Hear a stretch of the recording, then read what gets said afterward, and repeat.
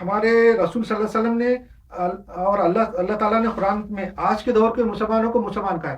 حضور صلی اللہ علیہ وسلم نے بھی اپنی حدیث میں اور اللہ تعالیٰ نے بھی قرآن میں آج کے دور کے ماڈرن دور کے مسلمانوں کو مسلمان کہا ہے.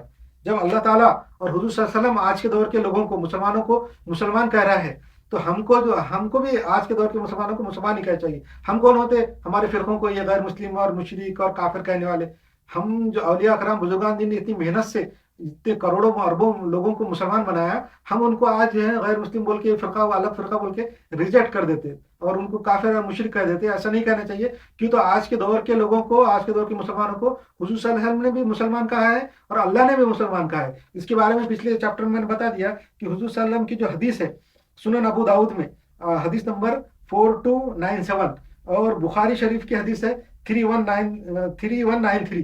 اس میں حضور صلی اللہ علیہ وسلم نے آج کے دور کے مسلمانوں کو مسلمان کہا ہے. اور اللہ تعالیٰ نے قرآن کی آیت انفال میں سورہ انفال سورہ نمبر 8 اور آیت نمبر 46 میں بھی مسلمان کہا ہے. جب اللہ اور رسول ہم کو آج کے دور کے مسلمانوں کو مسلمان کہہ رہا ہے تو ہم آج کے دور کے مسلمانوں کو مشرک اور غیر مسلم اور کافر کہنے والے کون ہوتے؟ نہیں کہنا چاہیے.